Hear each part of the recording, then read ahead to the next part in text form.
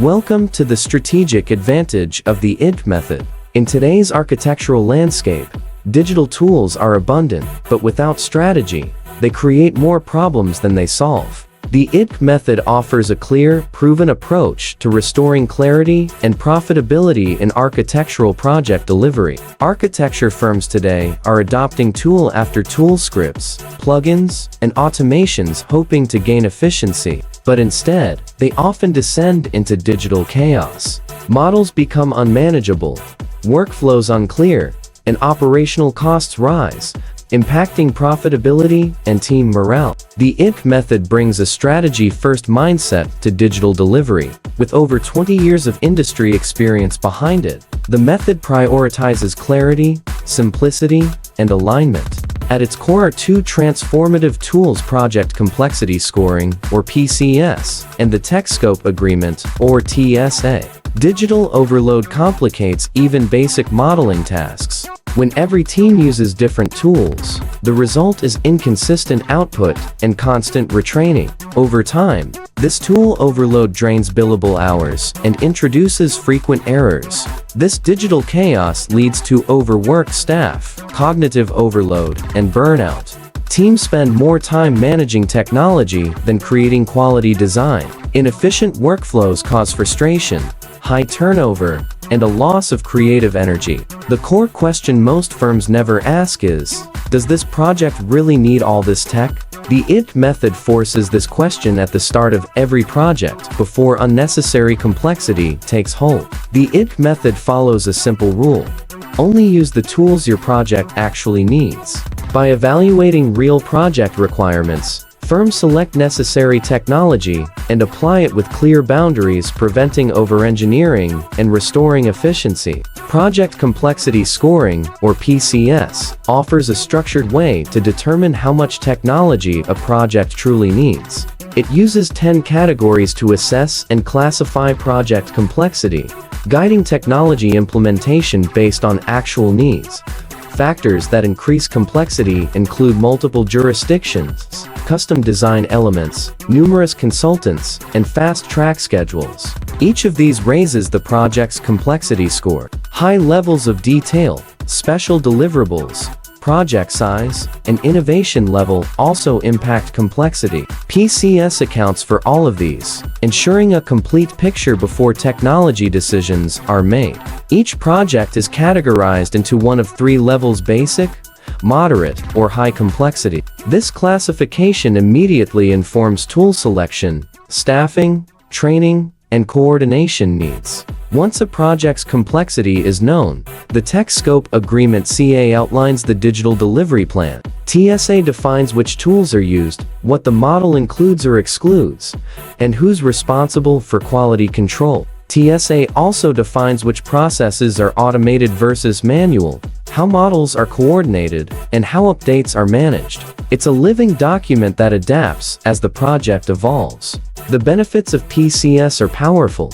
Teams avoid overuse of tools, reduce the risk of errors, improve team morale, and communicate more effectively across disciplines. Before PCS, onboarding was chaotic. Each project had different tools and expectations. After PCS, teams onboard faster with standard protocols that match project complexity. TSA benefits are equally impactful. By standardizing tools and expectations, it stabilizes models, reduces crashes, and strengthens QA or QC practices. TSA enables remote collaboration by providing one consistent playbook for all team members, no matter where they're located. TSA builds stronger teams and relationships, setting clear expectations, building trust with clients, and improving coordination with external consultants. A real case study shows the danger of ignoring PCS and TSA. A mixed-use project suffered from excessive automation, tool overload, and major delays. Reassessed through PCS, the project was classified as moderate, not high complexity. A simplified TSA eliminated unnecessary tools, stabilized the model, and brought the project back on track. To get started with PCS, begin by developing a custom scoring matrix that reflects your firm's unique project types and workflows. Calibrate it using past projects to ensure accuracy, and make it a standard part of project kickoff. Implementing TSA begins with building a flexible, standardized template. Create pre-approved tool lists for each complexity level, and set up a formal review process to ensure consistency across your teams. Naturally, you may face some objections. People may say there's no time, or that every project is too unique. But the truth is, PCS and TSA save more time than they take by eliminating problems before they arise. The numbers speak for themselves. Across multiple firms, the Iddc method has led to a 15% reduction in overtime, a 22% drop in model-related errors, and an 18% improvement in overall profitability. Here's how implementation works. In weeks 1 and 2, build your PCS matrix and TSA templates. In weeks 3 and 4, test on pilot projects. By months 2 and 3, expand the rollout. By month 6, you're fully integrated. Basic complexity projects typically include tenant improvements and small residential or commercial work. These projects only need core BIM tools and can be handled by junior staff with minimal customization. Moderate complexity covers mid-size commercial or multifamily buildings. These require some customization, limited add-ins, and a mix of experience levels on the team. High-complexity projects include hospitals, mixed-use towers, and anything with complex systems or unusual forms. These demand advanced tools, specialized staff, and dedicated BIM management. The TSA defines a clear hierarchy for tool use. Core tools are foundational. Enhancement tools are used only when they clearly boost efficiency. Specialized tools are reserved for exceptional, justified needs. TSA also defines what the model should and shouldn't include. Focus on documentation, coordination, and required data while excluding unnecessary detail that bloats the model and adds no value. Quality assurance is tiered within the TSA. Individuals own their work, leads verify model integrity, and BIM managers perform periodic audits. Final QA ensures deliverables align with project goals. Automation boundaries are also crucial. Tasks with predictable rules are ideal for automation, but scripts that create complex dependencies should be avoided unless carefully documented and justified. The Iddc method works in tandem with existing BIM standards. While most standards focus on what to do, the Iddc method guides when and how much to do based on complexity. Firm size doesn't matter. Small firms can use simplified PCS and TSA. Mid-size firms benefit from full implementation. Large firms scale it enterprise-wide with dedicated teams and system integrations. From residential to commercial, healthcare to education, the Iddc method adapts to every project type. The key is calibrating PCS to reflect sector-specific challenges while maintaining a consistent digital strategy. Clients love the clarity the Iddc method brings. PCS sets realistic expectations. TSA proves that resources are used wisely. This builds trust, confidence, and long-term relationships. Consultants also benefit. Sharing the TSA ensures everyone understands the project's technological boundaries. Coordination becomes smoother, and reviews happen at the right time and complexity level. Training your team in the Iddc method is easy. Use workshops, self-paced modules, and mentorship programs to reinforce the principles. Hands-on experience with real projects makes the learning stick, but challenges will arise. Some team members may resist structure, others may apply PCS or TSA inconsistently, and striking the right balance between standardization and flexibility takes time. The key is proactive leadership.